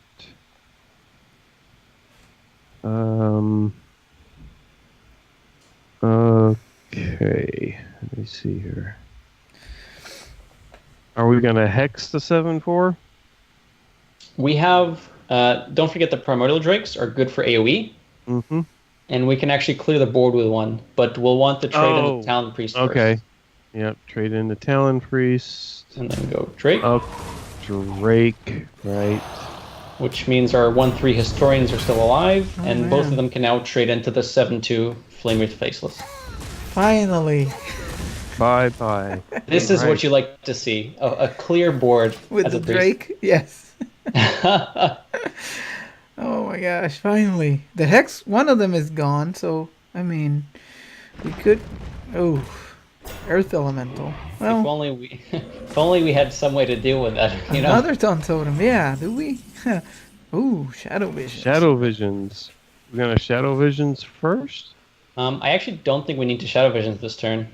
So do we just hex the 7/8? Yep. Hold on, play the Twilight Drake first, actually. Sorry. Okay, we're gonna play Twilight Drake. Okay. Don't hex your Twilight face. Drake. Or don't hex Yeah, your... right? Hex my own minion? Yep. Oh, it's not beyond me. Okay, now we hex the 7/8. Use the 4/8 to get rid of the O2. And we can just pass. We don't. So we have 2 floating mana. We have Shadow Visions in hand, but we're not 100% sure what we want out of it. So that's why we're holding, in case we... Exactly. If you run Lyra, another reason to hold it is just, let's use it with Lyra. I don't need something right now, so let's save it. Plus, say you use Shadow Visions and you find let's say Inner Fire. Mm-hmm. Now you have 1 Divine Spirit and 1 Inner Fire, which isn't enough to kill him. But say you draw the other Inner Fire next turn, well then you're gonna say, I wish I Shadow Visioned the 2nd Divine Spirit instead of taking the Inner Fire. So, okay, but he plays Volcano instead. That was the first time I've seen that. All right. In action. Cool. Okay, so let me just recap here. He's at 22 health. He's got 6 cards. And he just Volcanoed the whole thing away. So he's overloaded for 2. He'll have 8 mana next turn. Right? So I drew a Radiant Elemental. So do we Primordial Drake? We have 2 Draconid Operatives left in the deck, so I kind of want to hold the Drake, and it is also good AoE, so I'd rather hold the Drake. Right. But I do think we should just play the other 2 minions. Okay, so we're going to play the Priest of the Feast and our Radiant Elemental. And then we can just pass. No vision still? Hang on. Same thing. We have the visions, but we don't know what we need. Lightning Bolt. Down goes the Elemental. Hot Spring Guardian. And Feral Spirit. Okay. Goodness. Alright. There's the death. He draws Shadow or Death. No, this has got to be getting close to using Primordial Drake time, I guess. Yeah, it doesn't really clear that much, is what's unfortunate. Yeah. I'd like to say that I play a bit of a slower, control game, so I might be inclined to do less things. All right. Because sometimes I don't like throwing away, not throwing away, but I don't like playing cards if they don't do enough for me. Because we're at 30 health, right? Yep. It doesn't look like he's a super aggressive shaman. So if we can afford to hold our resources until they get a lot of value, like the other Primordial Drake did on the other turn, we got a full board clear out of that. So, just take out one of these 2/3s and heal him? Yeah, I think that's perfectly fine. I don't even think we need to do anything else. Okay. I know it feels weird, right? Because you have so much mana and you have stuff to play, but... Yeah, the only other thing I was thinking maybe like Shadow Vision for AoE, but the Dragonfire Potion would not be... would do a lot of damage to our board. Sure. Alright, so he played Blaze Caller. It's a 6/6 that does 5. He did that into the Priest of the Feast. Then he used the Hot Spring Guardian to finish it off. And then went phase for 2. And on my turn, I drew my other Priest of the Feast. Well, we know we can use our Shadow Word Death on now. Yep. I guess I should just go ahead and do that. Sure. Because I can. Go ahead and play the Priest of the Feast. Yep. Then we can heal our face. And that's my turn. I got the Shadow Visions, Divine Spirit, and the Primordial Drake in my hand. We can be looking at a Kalimos, but it doesn't do anything too exciting right now for him. So he probably would hold it. So he needs to continue the chain of elementals. Alright, Flame Tongue Totem. And Fire Elemental. Into the Priest of the Feast. And then the Hot Spring Guardian. Okay. See, now finally, we know what we want to use the Shadow Visions for. For Dragonfire Potion that I was talking about. Finally. Okay. So play Shadow Visions. Dragonfire Potion. There we go. Seems good. Play Dragonfire Potion. What were the other ones, Dan? I didn't even see them. I didn't even look. I saw the Dragonfire and grabbed it. It's like Snap Pick. 2 mana left. Heal my face. The other 2 cards were Shadow Word Pain and I think the second Divine Spirit. I didn't even see it. Dan's like, oh, we got what we need. That's the thing. Now you know what you're looking for, so you just... Right. There's a Servant. So he could be looking at Kalimos, Alakir, another Hot Spring, Tar Creeper, Tolvir, Stone Shaper. And we draw another Shadow Visions. At this point, you might be okay playing the Drake, just to get rid of the bubble. He played a Tolvir Stone Shaper, which was active. Yep. Because of Fire Elemental that he played the turn before. Do we Shadow Visions for our other Dragonfire? I think you can go Divine Spirit here. We've seen 1 Hex.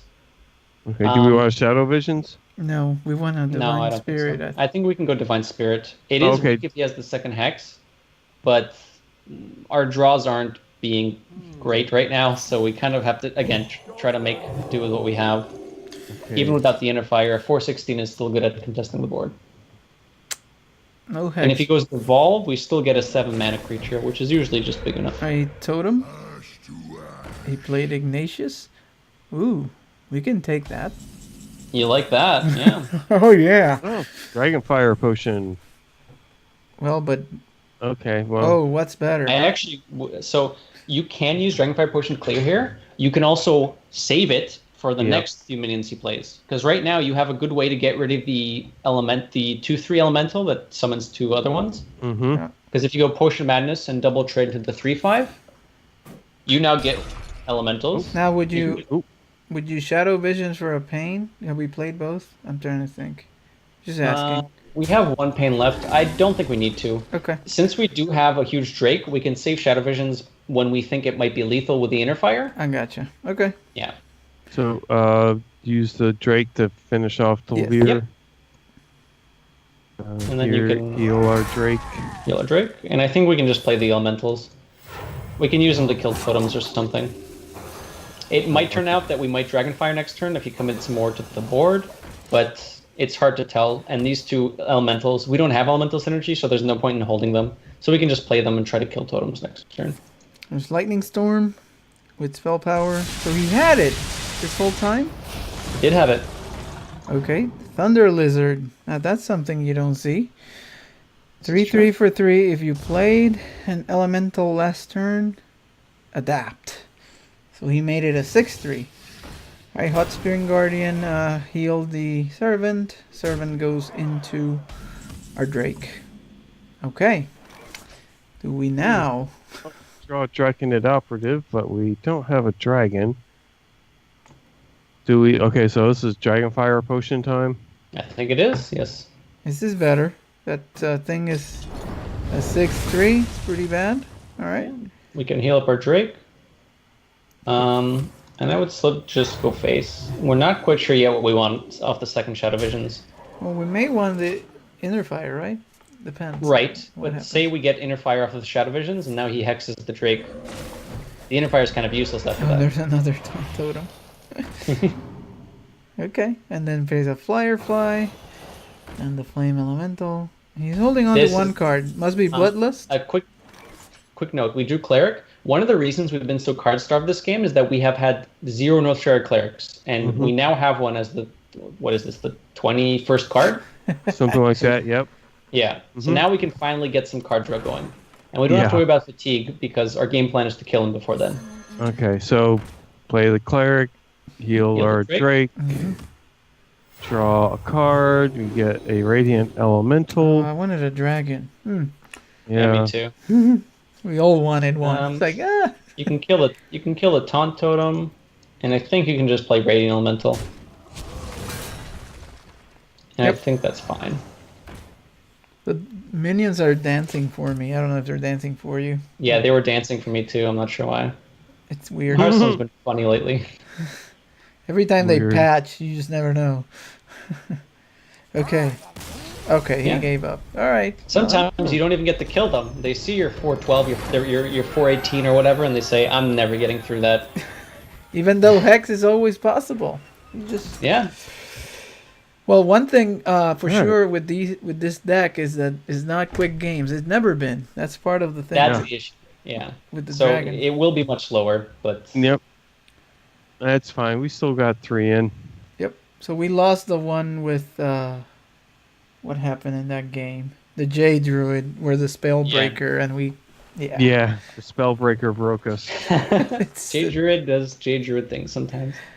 And he had like natural. It's like a Reno deck, but there's no Reno. Crazy tech cards, yeah. Yeah. Well, it worked for him.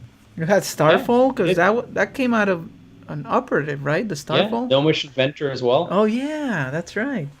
He had some really cool cards in there. Who knows? Okay. All right. Well, that's probably good for now. Yeah. Oh yeah. We can call that good. Because we're gonna get worn out here playing this deck. Yeah. It's pretty interesting, but yeah, no, I think we can call it there. So we want to thank our guest again for coming on and hanging out with us and our antics as we play these games. I'm more than happy to. And we'll be seeing you at DreamHack. Yep, DreamHack Atlanta in July something. I don't even remember the date. I have some reminders set up. It's around July 24th. It's towards the end of July for sure. Yeah. Yeah. So I'm leaving. So there's a Slayer concert the night I'm going to Atlanta. That Thursday night. I already have reservations. Oh wow, nice. Cool. Oh no, I can't go because I'm not going to be around. Oh, so I heard the sentence and now I just understood it. Yeah. No, the concert's in St. Augustine and I'm going to be in Atlanta, so that's all good. I've seen Slayer once. Oh man, sometimes that happens.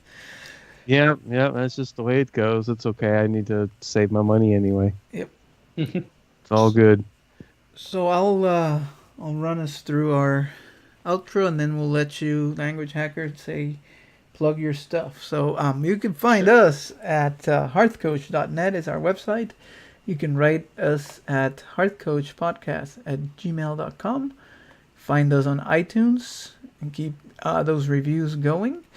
It really helps us. I think we moved up a spot probably this week, so that's always fun to see how we, on the first page, there we are. We are also on Stitcher and Google Play. We're on Facebook, Twitter at HearthCoach, Google Plus, whoever lives over there, and what else, Dan? Is that it? you can go on over to patreon.com/HearthCoach and support us. The more supporters we get, we turn around and, of course, put that money back into the podcast and stuff. And right now, the more supporters we get, the more, we just keep increasing our card pool. Oh, goodness gracious. Our pool of money, for the prize pool. There we go. I got it. I got words. You got the best words? No. Yeah, I got the best words. So as is tradition, we'll let our esteemed guest plug his stuff and get us out of here. You're too kind. You can find I have Twitter, Facebook, Discord, Twitch, but the easiest place to find me is on twitch.tv/languagehacker. And at the bottom of the screen there'll be a link to all my social media if you want to follow me on that. And do you have a schedule, or is it sporadic? How do people? It's yes.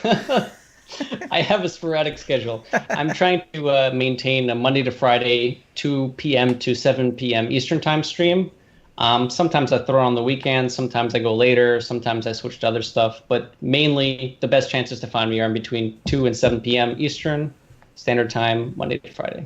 Yep. Cool. You can come hang out. I'm usually there, asking questions, saying stuff. And thanks again for having me, guys. For having me on, guys. It's a real pleasure. Well, thanks for doing it. We love having guests. I think I picked up a few things because I'm getting ready to try this deck because it's my love and hate Dragon Priest. Love-hate relationship, of course. I want to keep trying it and beating my head against the wall. You want it to work out. I know this can work. It's like, come on, this can work. Just work with me a little bit. Yeah. Well, much luck to you. Continued success. Hopefully you can make the prelims again, and we'll definitely see you in July. So we may do something live in person while you're here. So with that, I'm gonna end this. Good luck, everybody, this week. Good luck, everyone.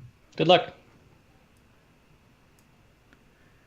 Okay, I stopped the recording. The stream is going. Sometimes, if you have time, and if there are any questions out there, let me see. Yeah, I've got some time. If you guys got any questions in the chat, sure, feel free to shoot me some. I'm going to start processing this guy. Hold on. So we can do... We got to figure out then our... We got to record a few shows.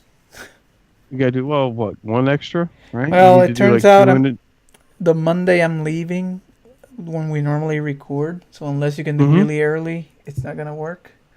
So we may have what's really early? Like noon. Okay. Something like that. Well, what about Sunday? Yeah, no, we can figure it out. So we need to try and bust out 2 episodes on a Sunday? Yeah, something like that. Okay. All right, or we could do one later this week. Depends on how you're feeling. All right, first question in origin of your name at Languagehacker. Huh. So, my background is Romanian, and when I was younger, I had a childhood friend in particular who he heard me speak Romanian once, and I don't know, he called me something along the lines of language hacker because he hasn't heard the language before, and at the time I didn't really. I don't know. It sounded kind of cool, but I didn't go by that nickname or anything. It's just 5-10 years later when I started actually needing a battle tag or some sort of professional tag, I thought it sounds kind of cool. Let's go with it. Yeah, it does. It works. Yeah, it's kind of interesting. So do you know Romanian a little bit or pretty fluent? Yeah, I can speak it fluently. I unfortunately I moved here when I was to Canada when I was 5.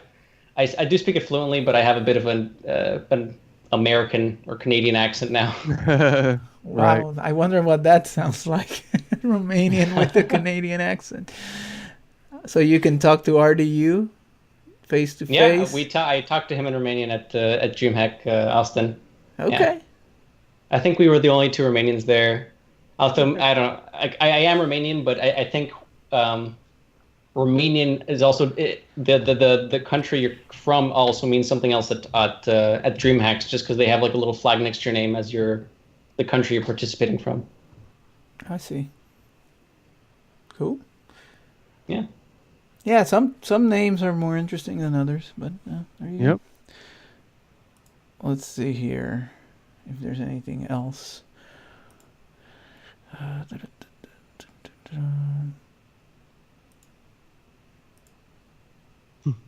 Rosha just can't wait for DreamHack, like some other people I know. Dan. Oh yeah. Oh, something like completely different. Do you remember the silly opening we recorded for Coin Concede so long ago? Yes. They used it today. The long one? The long, silly, stupid one. Oh man. Like the 5-minute opening. I gotta listen to that. I was listening and I started hearing myself and I was like, what the hell?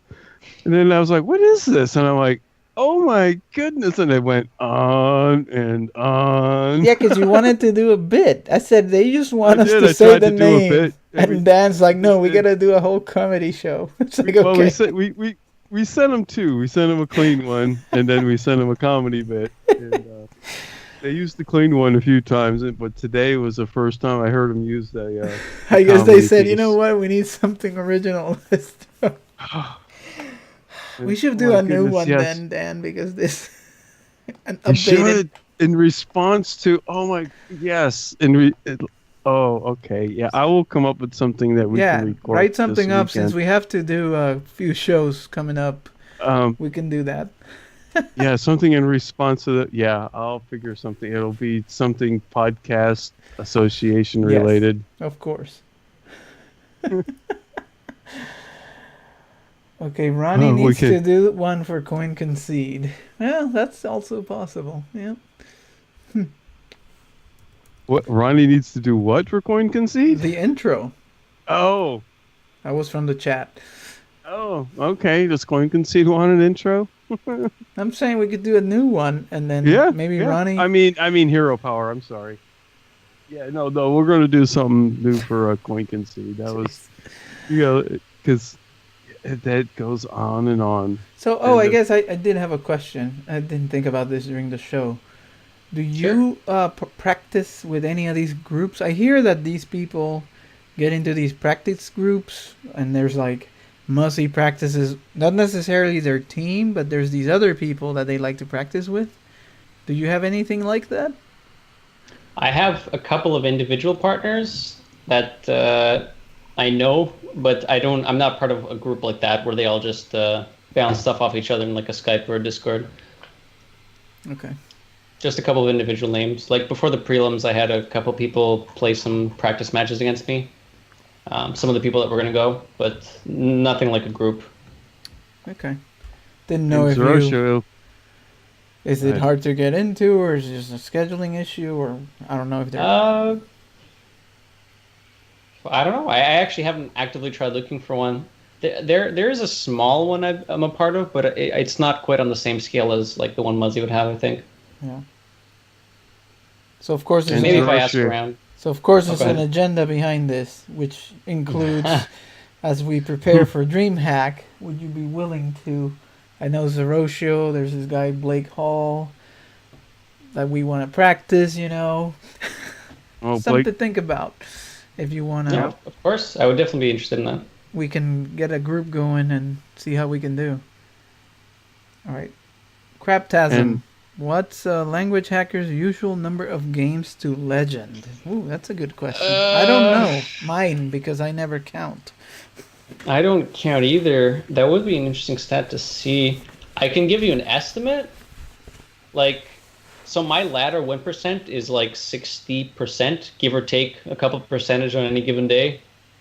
At the start of the season, it's slightly higher, but that's also because just from rank 10, from rank 16 to 5, you can just blaze through it sometimes. If you're on a good roll, then you can just streak up. But after rank 5, it really starts to get slow. I'd say anywhere from 150 to 300 games, maybe. Yeah, that's what I would estimate. Average, but I mean, that would be my guess. It depends. Sometimes it could be more. Yeah, sometimes it can be more. Again, if you're playing Dragon Priest, the games are also longer, so it takes forever. Yeah. Dragon Priest. Okay, now if Zeroshio's still there, if he wants Ronnie to make an opening for them, that can be worked out. Do we need to talk to his agent to see if he's open, Ronnie? Has availability. I think if I got a bottle of Jack Daniels, we can get this done. Oh my gosh! All right. Okay, well, I don't think there's anything else out there. We appreciate the guys that joined. I saw some throughout, including Zeroshio, Craptasm. There was Forest Bait earlier on. Chief Q. There was somebody that hosted for Life TV. Oh, nice. So thanks for coming out and hanging out with us. I think Ray, my friend, was also out here. Real life friend. Not sure who else, but it's always fun to see people in the chat. We appreciate it. Yes it is. And I guess until next video episode, which will probably be next month in July. At least. There might be a talk about DreamHack. I don't know. Quite possible. Yeah, there'll be some mentions here and there, I'm sure, along the way. All right. Get brought up. Everybody have a good night. Good night, everybody. Have a good night, guys.